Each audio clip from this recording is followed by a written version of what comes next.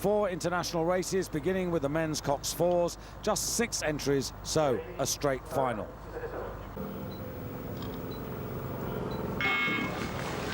Yeah, and a great start by all the crews. I think Italy just moved fractionally first, but it is the Americans, although we're seeing the Germans there in shot, it is the Americans who, in my view, are the crew to beat with those 2 gold medalists from Athens. They're not absolutely 100% fit at the moment, but they're incredibly powerful, and they will be the crew to beat. And it's the Americans who have shot out into the lead, just like they did in Athens 3 years ago, David.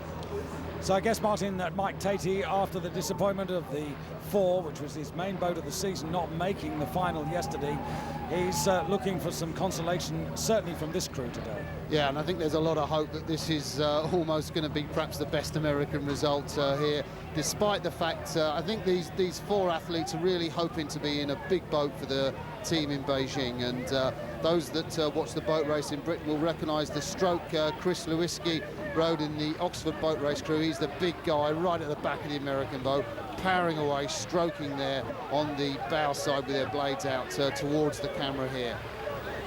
Almost 5 crews abreast, just the Italians on the left there, a little bit off the pace, but still some time for them to get back into the argument. Right on the far side there, Serbia, who, as Serbia-Montenegro a year ago, won the coxed pairs. Now as Serbia in their own right, aspiring to get onto the medal podium here in this coxed 4 race. In Germany, at the stroke rate of 40 strokes per minute as we come to the end of the first 500 meters here. The United States, Netherlands, 2 from the bottom of your picture there, ahead of Serbia, but all very tight and close, and the Italians are beginning to close up. Yeah, you'd expect that, and I think that's a very good row from the Netherlands just to hang on to the Americans, but I guess the fitness of these Americans is going to be suspect. Their ergometer scores a little bit down on what they would be in that Olympic year. Those 2 now, we're looking at the 2 in the bows, Matt Deakin right at the front of the boat on your right, and Dan Beery just in front of him in the 2 seat, those 2 experienced Olympians. But it's Serbia now who are beginning to challenge. I say Serbia, I think they look a bit smoother. The Americans in much more aggressive style, but the Serbians are much more smooth and flowing, and their bows are moving the quickest at the moment as they come through to 750, with America still hanging on to that lead. Are they fit enough? Well, we're soon going to find out, because the race is really on in earnest.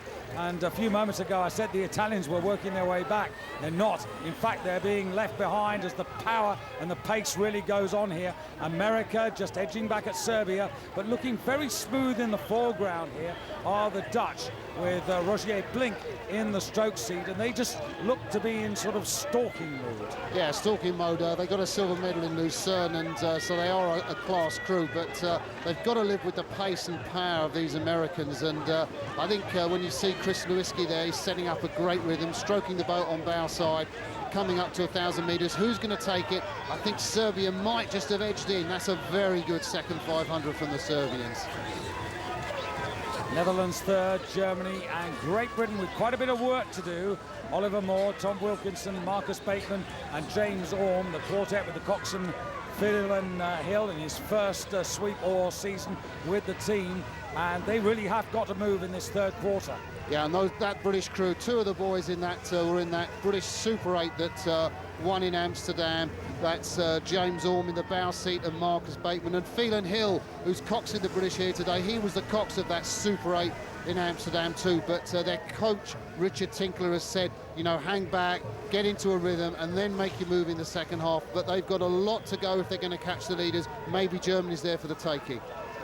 Well, I'm mighty impressed with the Serbians on the far side. Most importantly for them, because this is a straight final, this is only their 2nd race together as a crew, and what they're doing at the moment, I have to say, is very impressive. Yeah, it is very impressive, and I think Mike Tatey cycling there on the bank is going to be having kittens that these Serbians are looking so smooth, because he knows that there's doubts about the fitness of his big strong men in the 4. If America's going to win a men's rowing medal, it's going to be this event, and at the moment they've led off, and he's just going to be looking at the Serbians thinking, oh no, are they going to beat my boys? Yeah, Jovan Popovic there in the stroke seat for Serbia, doing a terrific job, and they're coming up to the 3/4 distance now. America and Serbia really vying for this. Germany, Great Britain beginning to get a little bit closer now, Martin, and they're getting alongside the Germans, and on the near side, Holland haven't really made any progress in this last quarter. No, you'd expect them to push through in that part of the race, and America have got a surge now to get back on terms with Serbia. And I think they're just doing that. And Britain, with Ollie Moore at stroke, he won a junior gold medal in Athens the year before the Olympics. He's led a fantastic race, and now they're edging through the Germans. Yeah, 1:33.86 for Great Britain in that third quarter, and that's why they're now in a challenging position. They've got an overlap there, as you can see on the Americans. They're also moving up on the Serbians. The Germans don't seem to have any more to offer at the moment, and the title looks as if it's not going to stay with the host nation, not on this occasion. And the Americans under real pressure, and they've realised it now. They're now beginning to up their game, and both the Americans and the Serbians on the far side are really sprinting. Yeah, that's all muscle in the American boat. Look at them heave that boat there. The Serbians trying to keep smooth as we see the fantastically packed grandstand supporters on the far side, but it's the American power that's winning over smoothness. And there's a lot of will going out there. Germany now coming back at Great Britain, trying to get back into the bronze medal position. Coming into the last 100 metres now. America looking across at the Serbians on the far side. Germany have just gone through Great Britain and demoted them to 4th place. Past the big screen, just a few strokes to go. Serbia on the far side. America just beneath us here. It's going to be very, very close. America just get there, take the gold from Serbia. Germany take the bronze, and Great Britain are 4th, ahead of Holland, with Italy just crossing the line in 6th place. Terrific effort from the Americans, but they were really made to work. Serbia dominant in the middle 1,000, but ground down by the United States in the final quarter to take the victory in a very decent time of 6:10.36. America recapturing the title they last won 4 years ago in Milan.